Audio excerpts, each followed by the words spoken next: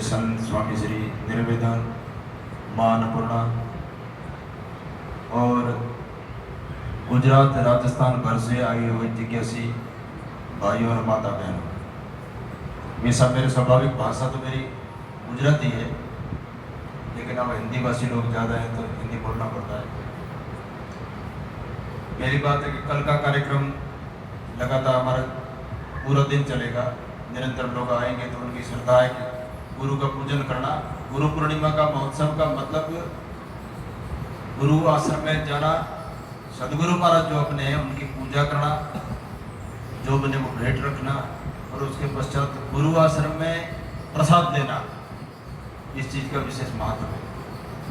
तो कल का पूरा दिन कार्यक्रम चलेगा, कल भी समय मिलेगा तो हम बोलेंगे थोड़ा बहुत, बाकी पूजन दर्शन प्रसन्न भोजन प्रसाद ये चलता रहेगा।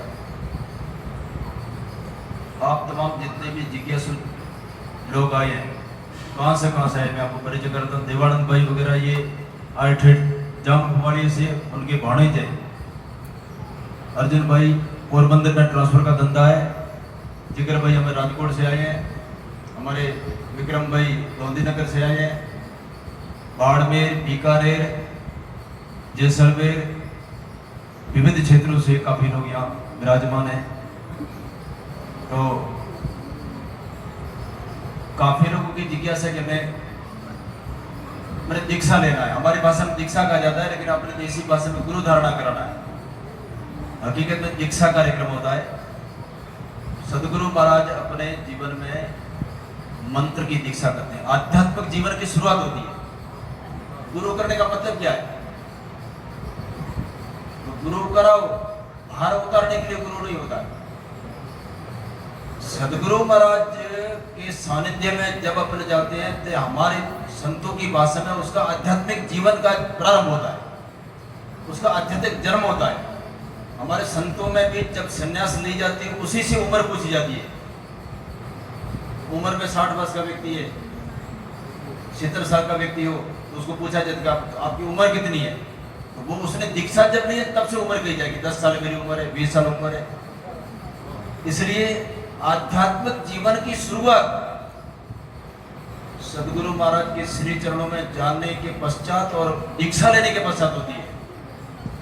इसलिए गुरु का अपने भारतीय संस्कृति में विशेष महात्मा है, विशेष महत्व है। अपने शास्त्र में जैसे हमेशा अपने श्लोक पढ़ते हैं, गुरुर् ब्रह्मा गुरुर् विष्णु गुरुर्वो देव महेश्वरा गुरुर् साक्षात परब्रह्म तस्मै श्री गुरुवे नमः। गुरु ही ब्रह्मा है, गुरु ही विष्णु है, गुरु ही शिव है और गुरु ही परमात्मा साक्षात परिब्रह्म परमात्मा है। इसलिए मैं गुरु को नमन करता हूँ। आध्यात्मिक जीवन में कहते हैं कि दूसरे इष्ट की उपासना करो अथवा न करो, सदगुरु महाराज के वचन पे निरंतर आप चले और अपने सदगुरु महाराज को जीवन भर आपने प्रसन्न रखा, उनको राजी रखा, तो आपका कल्याण होता है। इसलिए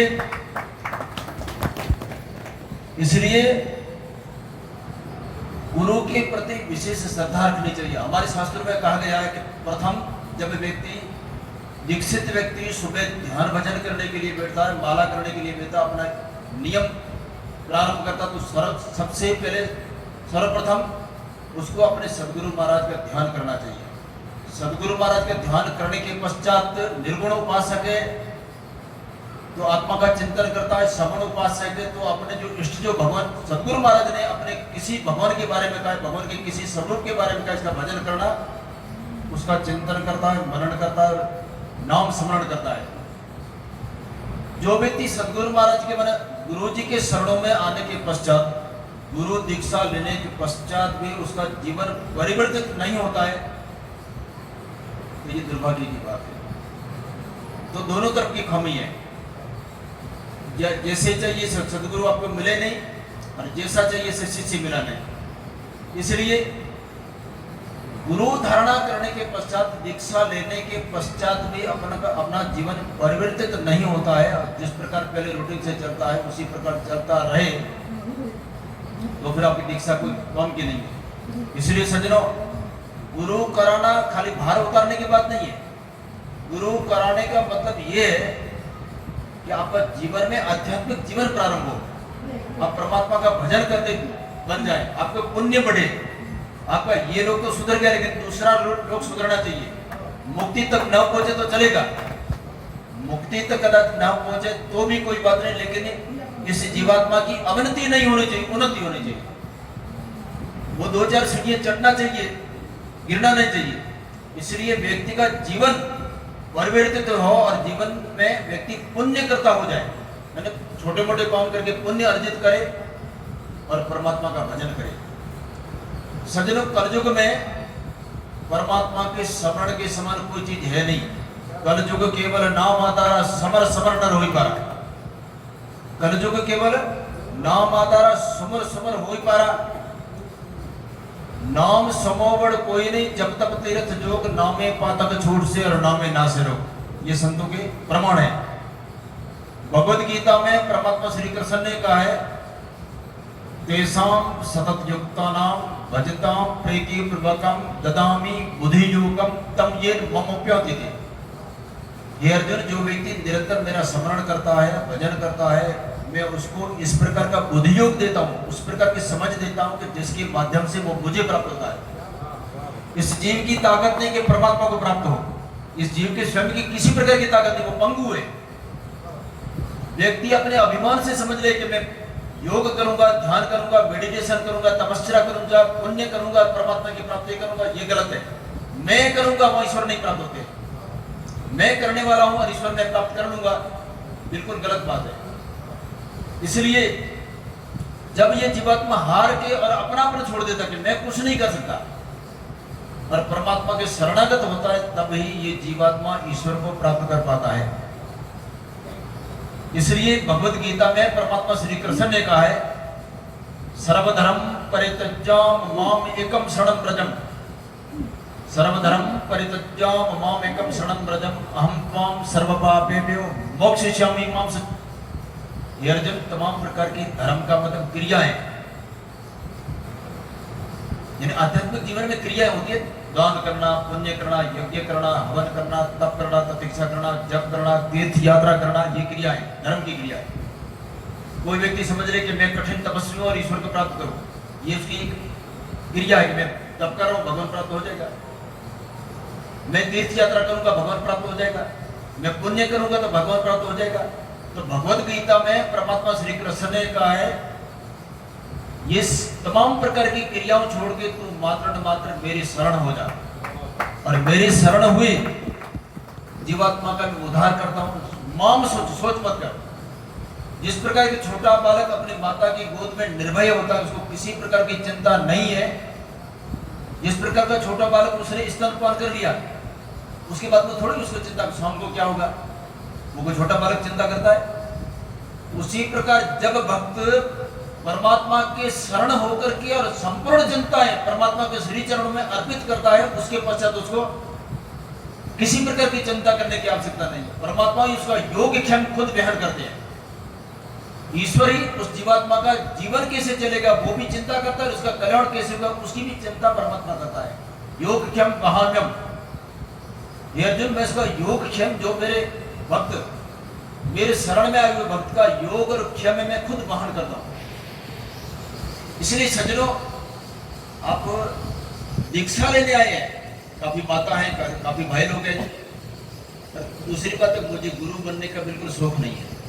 बनता क्या कि 500 किलोमीटर तक चल के आते हो और मना करें तो आपकी एक इच्छा, थोड़ा मन टूट जाता है कि हम अपेक्षा करके आए तो गुरु महाराज ने मना कर दिया। इसलिए गुरु बनने में लाभ नहीं है, गुरु बनाने में लाभ है। जो कोई व्यक्ति शिष्य बनने के पश्चात जितना भी दुष्कर्म करता, पाप करता है, तो उसका भागीदार यानी आधा भाग गुरु को भुगतना पड़ता है। इसलिए ज्यादा लोगों का गुरु बनना भी पाप का भागीदार बनना है। इसलिए आप मेरे शिष्य बनने के पश्चात जो मैं कहता हूं उस प्रकार उस मार्ग से नहीं चलेंगे और थोड़ा बहुत ज्यादा पाप कर्म करेंगे तो उसका भागीदार मुझे भी बनना पड़ेगा। मुझे भी शायद हो सकता है कि मुझे भी नरक में जाना पड़े। इसलिए इस प्रकार के कर्म न करें कि जिससे गुरु को भी दिक्कत हो। इसलिए सज्जनों, बड़ा बनना गुरु बनने में लाभ नहीं है। जितना छोटा रहना, छोटा बनोगे, छोटे रहोगे और जितनी प्रख्याति नहीं होगी उसी में लाभ है।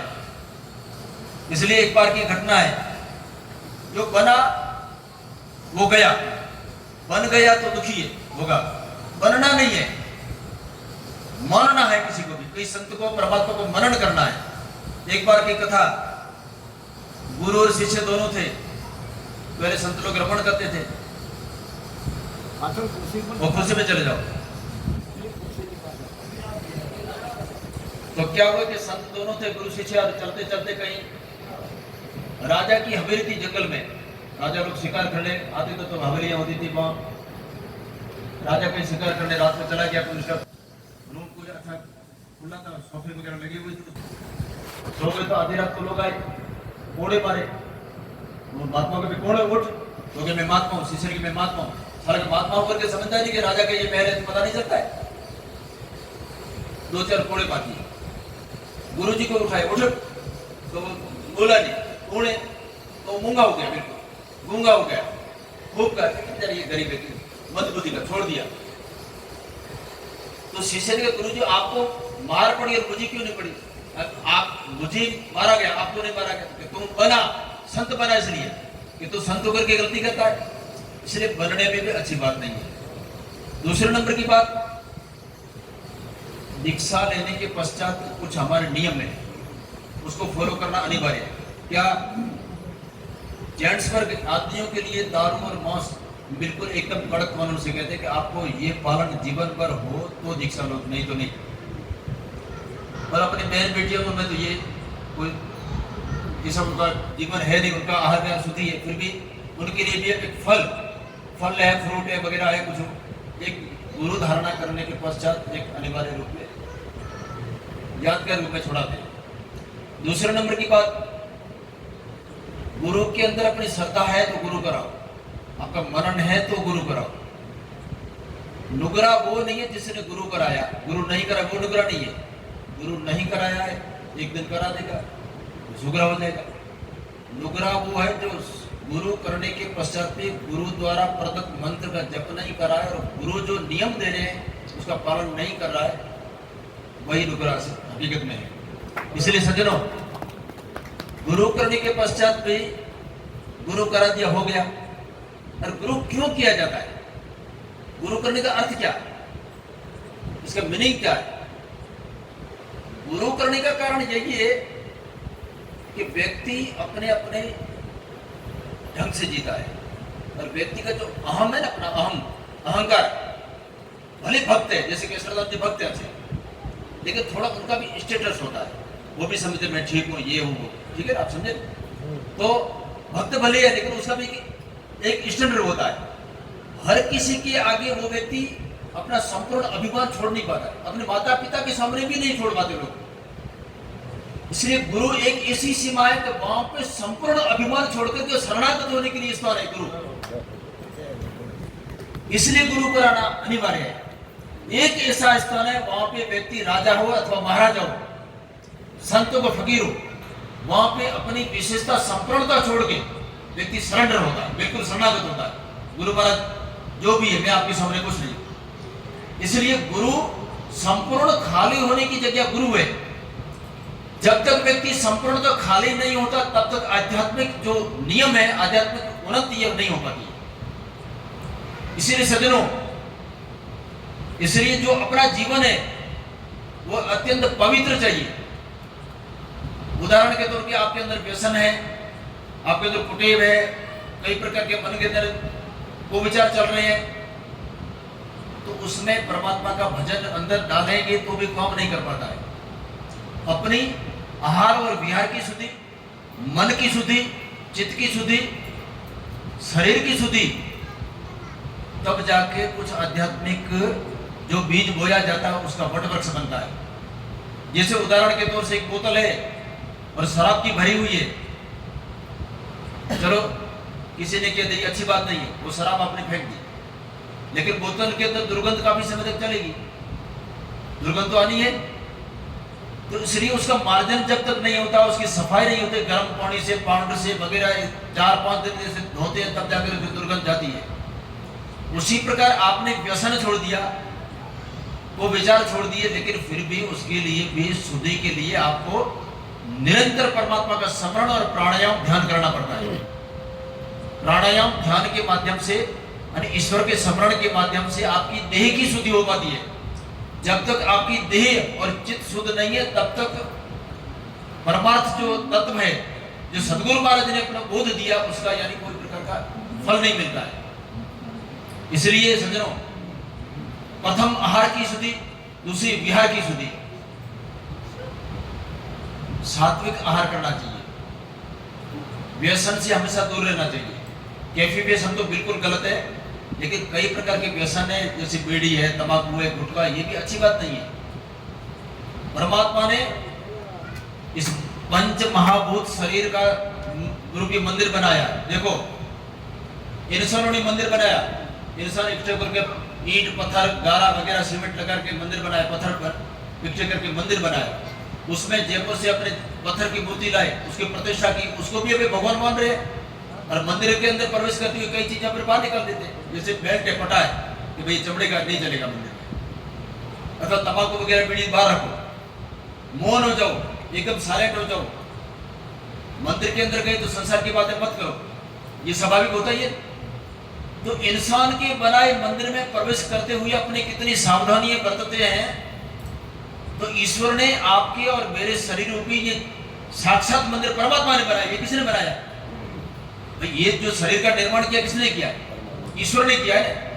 तो इस परमात्मा के द्वारा बनाए हुए मंदिर में भी अपने उस चीज का ध्यान नहीं रख पाते हैं, उसके अंदर गलत चीजें अपने उसके अंदर डाल रहे हैं, गलत व्यवहार कर रहे हैं, अपना आहार की शुद्धि नहीं, विहार की शुद्धि नहीं, तब ईश्वर की प्राप्ति कैसे होगी?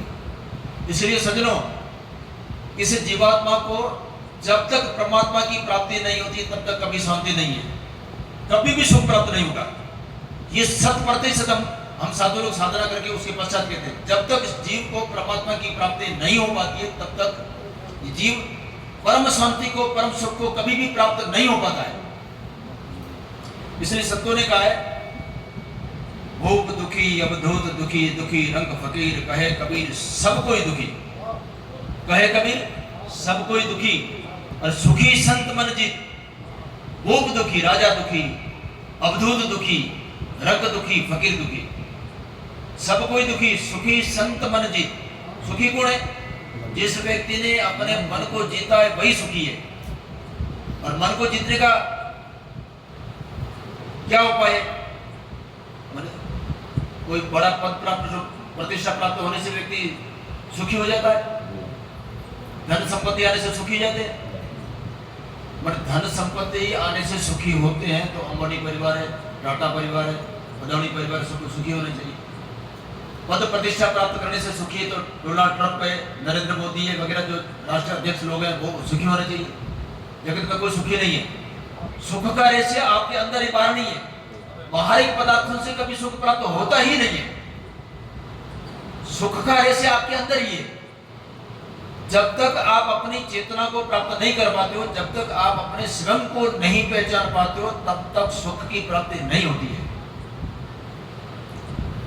तो संतों ने कहा है, हर भज हीरा परख ले, समझ पकड़ मन मजबूती, तेरा साहेब है तुझ में ही और वार्ता सब झूठी।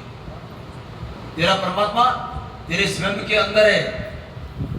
जब तक इस परमात्मा को, अंदर के परमात्मा को प्राप्त नहीं हो पाते हैं, अपनी स्वयं की चेतना को अपन नहीं पहचान पाते हैं, तब तक सुख की प्राप्ति नहीं होती है। सज्जनों, जो व्यक्ति जिज्ञासु हैं, शास्त्र का अभ्यास करते हैं, कुछ तत्व का दृष्टि रखते हैं, तो उन लोगों का विचार होता है कि मैं कौन से आया हूं, मुझे कहां जाना है, मेरा स्वरूप क्या, मैं खुद क्या चीज हूं।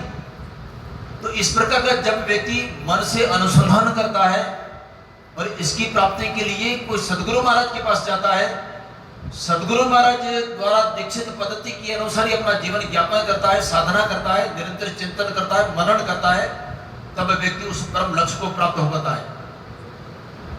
इसलिए सज्जनों, जगत में कोई धनवान नहीं है, सब तो नहीं है कहा है, बात भी सही है।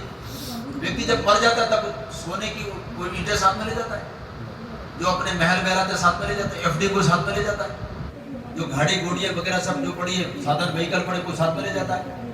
कबीरा सब जग निर्धन ही भया, कबीरा सब जब निर्धनी बजा धनवंती नहीं कोई, धनवंती गांव को जौनी राम नाम धन हो। लोग कहते कि मेरे 500 करोड़ की मैं पार्टी हूं, तो किस कौम की कौम क्या करना है कि आपको तो अनाज खाने का पैसे खाना है, लोग सोना को खाते। साइया इतना दीजिए जाओ में कुटुंब समाए, साइया इतना दीजिए जाओ में कुटुंब समाए, आया भी भूखा न जाए मैं भी भूखा न रहूं। व्यक्ति को इतना प्राप्त होना चाहिए कि जिससे व्यक्ति अपने जीवन का व्यवहार और सामाजिक रीति रस्म है वो निभा सके, बाकी किसी की भूख मिटे नहीं है।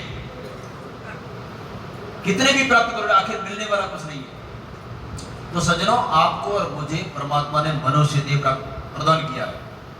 मनुष्य देह प्रदान होने के पश्चात भी अपने परमात्मा का भजन नहीं करते हैं तो दुर्भाग्यशाली है।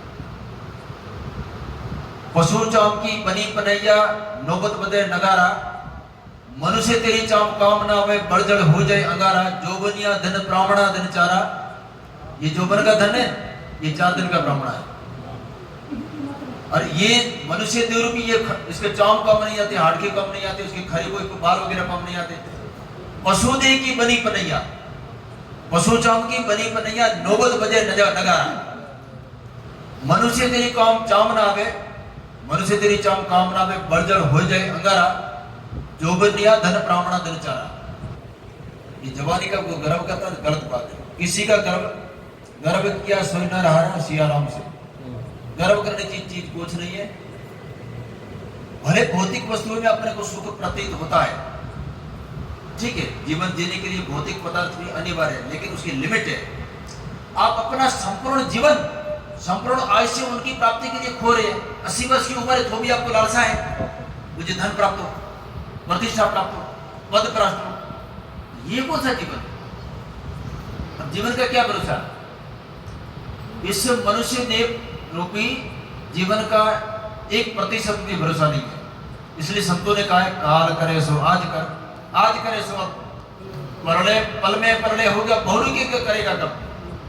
काल करना तो आज कर, आज करे सो अब कर। एक प्रलय में प्रलय होगा, एक पल में प्रलय हो जाएगा। प्रलय कैसे होता है?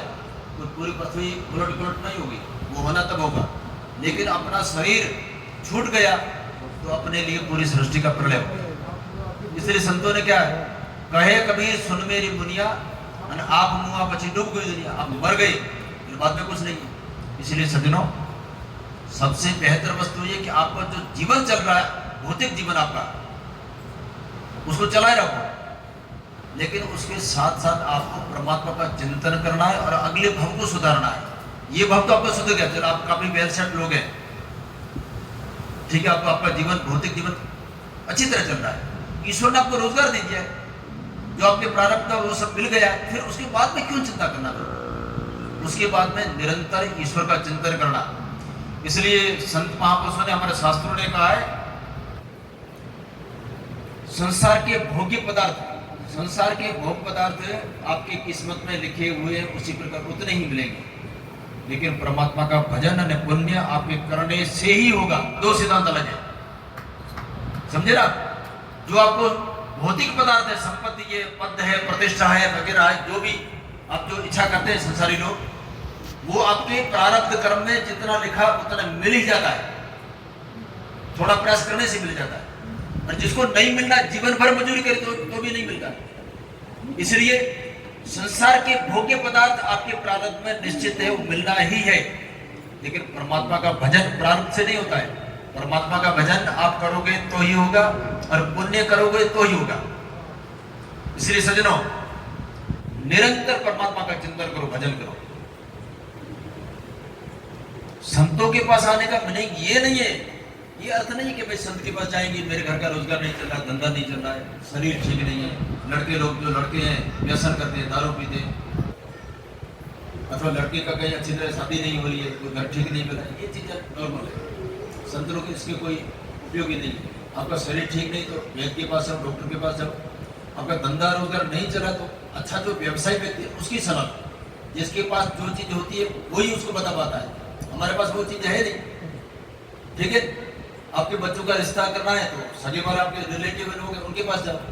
तो ये चीजें सांसारिक भोगों की इच्छा के सांसारिक जो सिद्धियां प्राप्त करने की इच्छा लेकर के व्यक्ति कोई आता है, तो हमारे पास तो ऐसा कुछ है नहीं। कल ये 2-4 बेटी आई थी, वो कहते भाई हमारे घर वाले व्यसन करते हैं, ये करते हैं, लेकिन मेरे शिष्य लोग व्यसन करके मर गए, मेरे हाथ में नहीं है। तो ये हमारे हाथ में नहीं है। दारू पीने वाला व्यक्ति कभी बनता नहीं है। हमारे ये ठाकुर लोग यहाँ 2-4 थे, मेरे सेवक थे। मेरे सेवक का मतलब कंठीबंद नहीं थे, लेकिन वो आते जाते थे, तो हम आगे बनते, तो उनको हम कहते थे भाई आपका शरीर इतना खराब हो गया, दारू छोड़ दो कम से कम, हमारा मत मानो, लेकिन शरीर के लिए तो देखो। तो उन्होंने कहा जब मर जाएंगे वो क्या होगा, लेकिन दूसरा कुछ नहीं होगा। इसलिए ये हमारे पास कुछ नहीं है। इस अपेक्षा से आप आते हैं तो गलत बात है। मेरे पास कोई चीज नहीं, न तंत्र है, न मंत्र है, न जंत्र है, न कोई सिद्धि है, कोई चीज नहीं। मैं एक साधु हूँ, बन सके परमात्मा के नाम का उपदेश करते हैं। सिर्फ हमारे पास जो चीज है, मात्र परमात्मा का स्मरण करो, सत्कर्म करो, आए गए व्यक्ति की सेवा करो। आपका जो आश्रम में घर है, बन सके तो सेवा करो, नहीं बने तो कोई बात, नमस्कार करो, किसी को दुख रूप मत बनो। हमारे पास यही स्थिति है। बने हो परमात्मा का भजन करो, स्मरण करो, सत्कर्म करो, और ऐसा कभी व्यवहार मत करो जिससे दूसरे लोगों को कोई तकलीफ हो। संत के पास जो होता है वही देता है। हमारे पास कुछ है ही नहीं, दूसरा क्या दे। मेरे पास कुछ होता तो मैं देता। हमारे पास लोग आते तो खिलाने के लिए रोटी की व्यवस्था भगवान करा देता, तो 2 बजे रोटी खिला देते हैं। रहने के लिए जो भी व्यवस्था वो भी दे देते हैं। हाँ, कोई जिज्ञासु व्यक्ति है तो उसको उपदेश करते हैं, हमेशा उपदेश भी नहीं करते। जिसकी जिज्ञासा नहीं उसको जबरदस्ती उपदेश करे। जिसकी जिज्ञासा है, जिसको कुछ आध्यात्मिक इच्छा है, तो उससे हम बात करें, तो उससे क्यों करें। दूसरे लोग तो बैठेंगे तो संसार की बात करके बाबी एम सेन भरवाना दिए, वो कई घर की बातें करते हैं। तो मैं वो जरूरत नहीं है। कई लोग रिश्ता नहीं करते, बाबी ये आप हमारे ये रखते हो, वो रखते, भाई आती तो मुझे बोल के अपने हम दिनों में नहीं पहचानते, क्या कहना, छोड़ दिया संसार, लेना नहीं देना नहीं। तो ये चीजें संतों के पास कुछ होती नहीं। इसलिए सज्जनों, संतों के पास जाओ तो मात्र आध्यात्मिक जिज्ञासा रखो, और परमात्मा की प्राप्ति किस प्रकार हो उसकी जिज्ञासा रखो। आप संसारी व्यक्ति हैं तो संतों के पास जाकर के आपको यही कहना चाहिए, हे प्रभु, हे संत भगवान, हे गुरुदेव, मैं संसारी व्यक्ति हूँ, अज्ञ हूँ, अज्ञान नहीं हूँ, काम क्रोध लोभ से भरपूर हूँ, तो हमारा उद्धार कैसा होगा, इसका उपाय बताओ। समझे ना? संतों के पास मात्र इस जीवात्मा का जन्म मरण कैसे मिटे उसकी जिज्ञासा करनी चाहिए, अन्य जिज्ञासा करना व्यर्थ है बिल्कुल। इसलिए जगद्गुरु शंकराचार्य ने कहा है, पुनरपि जननम पुनरपि मरणम पुनरपि जन्मे जक्षसेन। ये जीवात्मा की रूटीन क्या है? कोई भी जीव, पशु हो, पक्षी हो, मनुष्य हो, जितने भी जीवात्मा संसार में दिख रहे हैं, क्या करते हैं? बार बार जन्म लेते हैं, और फिर शरीर गर्द होने के पश्चात शरीर छोड़ देते, मर जाते हैं, और मरने के पश्चात माता के गर्भ में शयन करते हैं। वापिस उसको आना तो है, मुक्त तो होंगे नहीं। तो ये संसार में भयंकर असह्य दुख है। संसार में 3 दुख माने गए, मृत्यु का दुख, जन्म का दुख, और माता के गर्भ में शयन करने का दुख। इसके समान कोई दूसरा चौथा दुख है ही नहीं। मृत्यु के दुख के बारे में मैं शास्त्र में पढ़ा था कि मृत्यु का कष्ट कैसा होता है।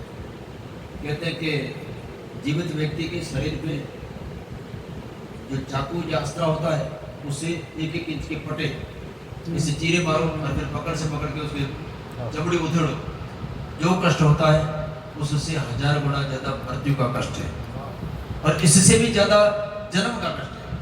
जो माता को कष्ट होता है उससे 100 गुना ज्यादा बालक को कष्ट होता है। और माता के गर्भ में शयन करना दूसरा नरक है या नहीं ये पता नहीं, लेकिन प्रत्यक्ष में यही नरक है। मलमूत्र का जीवात्मा आहार करता है। तो जन्म का कष्ट, मृत्यु का कष्ट, और माता के गर्भ में शयन करने का कष्ट, इन कष्टों से बचने के लिए क्या करना चाहिए? तो जगद्गुरु शंकराचार्य ने कहा है, भज गोविंदम भज गोविंदम भज गोविंदम मूलमते। परमात्मा का भजन कर, परमात्मा का भजन कर, परमात्मा का भजन कर।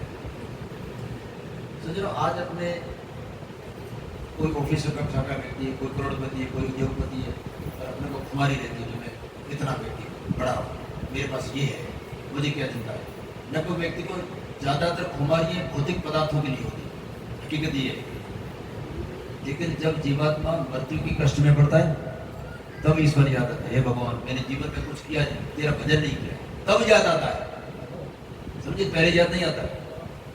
इसलिए सज्जनों, पीछे पछतावा न पड़े, इसलिए आगे से ईश्वर का भजन करो। ऐसी आदत डालो जिससे अपना मृत्यु के समय भी भगवान का स्मरण करते हुए शरीर जुटे।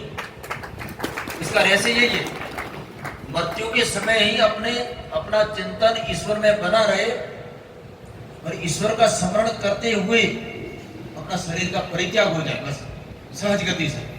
मृत्यु सुधरी तो सब सुधरा। तो ये साधना इसके लिए होती है, दूसरे किसके लिए? इसलिए निरंतर अब दीक्षा लेने के पश्चात जो दीक्षार्थी लोग भाई बहन है अथवा जिन्होंने ले रखी है, सबके लिए हिदायत है कि आप कम से कम गुरु प्रदत्त मंत्र का 11 माला करना अनिवार्य। सुबह उठ के स्नान पानी करके और दिया बत्ती करके, जो भी आप इष्ट मानते हैं, जगदम्बा माता जी को मान रहे हैं, शिव जी को मान रहे हैं, राधा कृष्ण को मान रहे हैं, राम जी को मान रहे हैं, सदगुरु महाराज को भी मानो तो भी कोई बात नहीं, अथवा निर्गुण उपासक योग ध्यान करने वाले को, आत्मा को, ईश्वर को, निर्गुण परमात्मा को मानते हैं, किसी को भी मानो। सुबह उठते हो आप सगुण उपासक हैं। हमारे भारतीय दर्शन में सगुण और निर्गुण दो प्रकार की उपासना निरंतर चली है। वर्तमान काल में स्वामी श्री प्रेमानंद जी सगुण उपासक हैं, जगतगुरु शंकराचार्य ने आत्मा की बात की, निर्गुण उपासना की बात की, कबीर ने निर्गुण उपासना की बात की, नानक ने निर्गुण उपासना की बात की, मीरा नरसिंह वगैरह चैतन्य महाप्रभु सगुण उपासक हुए, उन्होंने राधा कृष्ण को माना।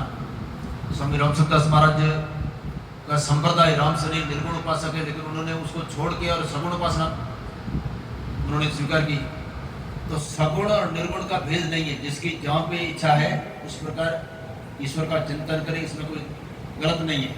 लेकिन सुबह उठो, स्नान करो, अपनी दैनिक क्रिया जाने डाल डोल जाना वगैरह, शरीर स्वच्छ होकर उसके पश्चात स्नान करके एक नियत आसन पे आप बैठो और जो भी भगवान की मूर्ति छवि वगैरह जो भी आप जिसको मानते हो उसके आगे दिया करके बाद में हाथ जोड़ के और गुरु का स्मरण करेंगे, सदगुरु महाराज का स्मरण करके उसके पश्चात ध्यान प्राणायाम करो और जो गुरु प्रदत्त मंत्र का जप करो।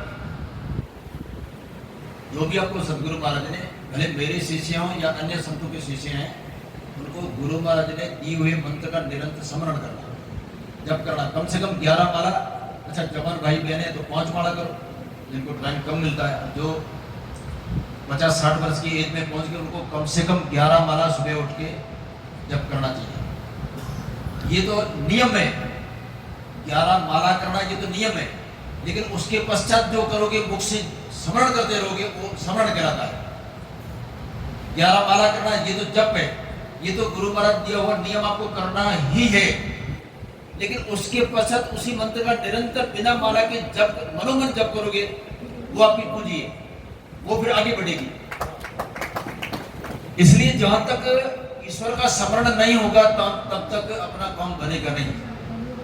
आप भागते रहो, आते रहो, साधु को मिलो, करो, ठीक है, एक दिन एंजॉय कर लिया, थोड़ा टाइम पसार हो गया, ये अलग बात है। लेकिन जीवन का कल्याण नहीं होगा। इसे जीवन का उद्धार करना है, इसे मनुष्य देह प्राप्ति जो हुआ है उसका सार्थकता प्राप्त करनी है, तो आपको निरंतर स्मरण करना ही पड़ेगा। इसलिए जो शिष्य लोग हैं उनको वर्ष में एक बार गुरु आश्रम में आना भी अनिवार्य है, समझे ना। वर्ष में एक बार गुरु पूर्णिमा हो तो विशेष बात है, नहीं आओ तो दूसरे दिन आओ, दूसरे किसी दिन आओ। एक बार सदगुरु महाराज के श्री चरणों में जाना और अपना गुरु आश्रम में वहां जाकर के प्रसाद लेना। वैसे हमारे आश्रमों में, सन्यासियों के आश्रम में प्रसाद भी निषिद्ध माना गया है, लेकिन एक दिन अनिवार्य रूप से आपको कहीं न मिले तो हाथ में खड़े होकर प्रसाद देना, ये भी अपनी शुद्धि का कारण बनता है, समझे ना। ये बड़े बड़े सेठ साहूकार लोग होते हैं और उनके जो स्वामी लोग, मंडलेश्वर लोग होते हैं, गुरु, उनके 1000 की संख्या में शिष्य लोग होते हैं, तो उनकी प्रसादी की व्यवस्था नहीं होती, तो क्या करते हैं, हाथ में खड़े गुरु जी को प्रणाम करेंगे और हाथ में प्रसाद देंगे। इतना भी लेना अनिवार्य है। इसलिए वर्ष में एक बार सदगुरु महाराज के श्री चरणों में जाना और गुरु आश्रम का प्रसाद देना, एक बात। दूसरी बात, अपने घर में एक बार सत्संग करना अनिवार्य है। जो शिष्य लोग हैं उनको अपने घर में, दीक्षार्थी लोगों को बाद में घर में एक बार सत्संग रखना अनिवार्य। बहुत बड़ा रखने की जरूरत नहीं है, जैसे देवान भाई जैसे कलाकार बोला तो अच्छा पैसा होगा, लेकिन आपके अपने घर के गांव के जो भक्त लोग हैं उनको बुला करके कीर्तन करना अनिवार्य है। तीसरे नंबर की बात, आपको नियम तो रखना ही है, व्यसन और व्यभिचार से दूर रहना है। आप संसारी व्यक्ति हैं तो हमारे शास्त्रों में संसारी के लिए कहा गया, संसारी व्यक्ति है तो एक नारी सो ब्रह्मचारी। आप समझे, एक नारी सो ब्रह्मचारी, उस व्यक्ति को ब्रह्मचर्य पालन करने का फल प्राप्त होता है। और एक पति सो सती, ये हमारे शास्त्र कहते हैं, एक पति सो सती, वो सती कहलाती है। तो इस प्रकार का आपको नियम रखना है। आहार विहार की शुद्धि है, शराब है, कैफीन द्रव्य है, वो तो आपको बिल्कुल नहीं करना है। बन सके तो बीड़ी तंबाकू वगैरह ये भी छोड़ो, गुटखा भी छोड़ो, नहीं तो शराब और मांसाहार ये तमोगुणी आहार है। जो मांस का भक्षण करते हैं वो कभी ईश्वर तक प्राप्त नहीं हो पाते, उनका हृदय कभी शरीर शुद्ध होगा ही नहीं। इसलिए इस प्रकार की यानी आहार की शुद्धि, विहार की शुद्धि। विहार का मतलब क्या, किसके साथ आपकी बैठक है, आपकी संगत किसके साथ है, इसको विहार कहते हैं।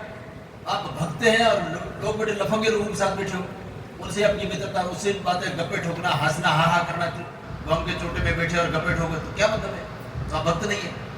भक्त लोगों को हमेशा भक्त का ही संग करना चाहिए, जो सत्संगी व्यक्ति उसका संग करो।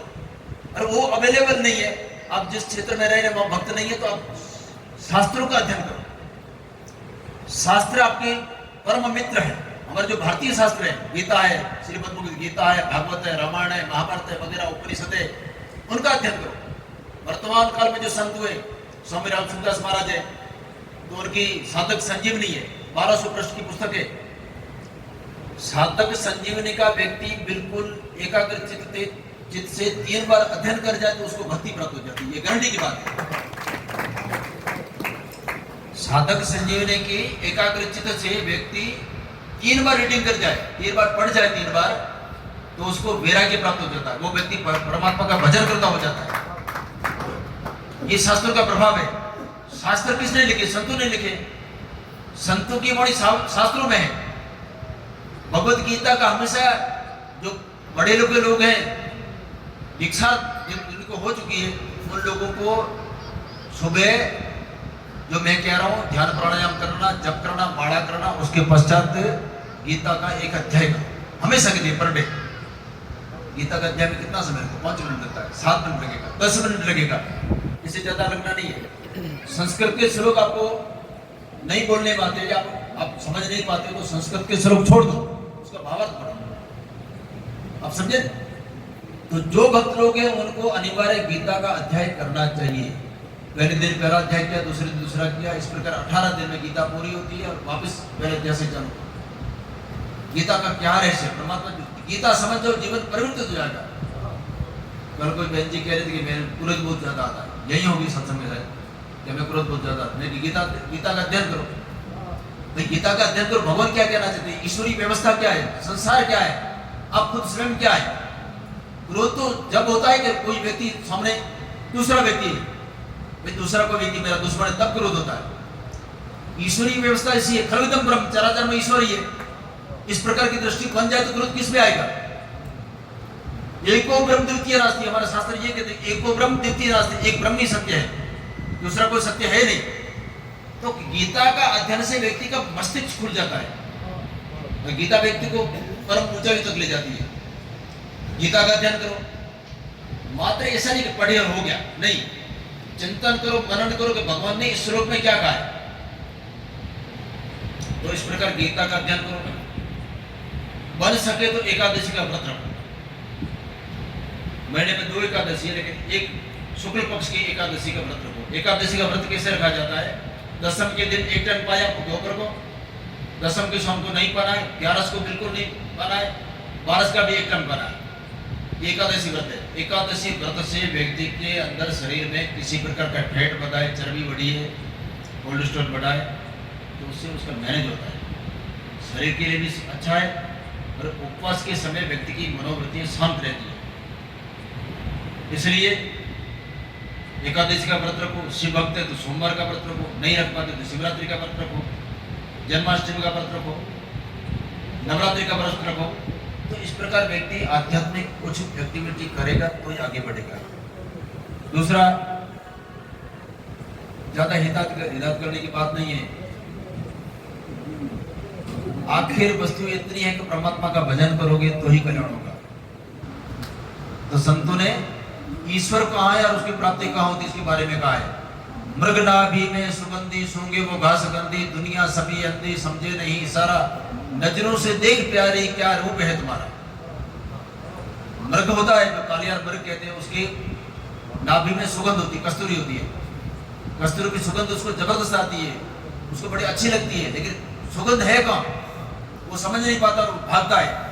वो जंगल में रहता, घास खाता है, तो इस घास में सुगंध है, उस घास में सुगंध है, घास सूंघता रहेगा, घूमता रहेगा, लेकिन उसको पता नहीं चल पाता कि सुगंध कहाँ है। इसलिए जगत में परमात्मा आपके अंदर बैठा है, लेकिन अपने उसको समझ नहीं पाते तो भागते हैं। बद्रीनाथ जाओ, केदारनाथ जाओ, फलाने जाओ, ये मिलेगा वहां मिलेगा, भाग भाग के आगे थक जाते। इसलिए ईश्वर की प्राप्ति करनी है तो मन और चित्त को एकाग्र करके अभ्यंतर वृत्ति बनानी पड़ेगी। संसारी व्यक्ति आम साधारण जो साधक नहीं, उनकी वृत्तियां बहुमुखी वृत्ति है, चारों तरफ भटकती हुई वृत्ति है।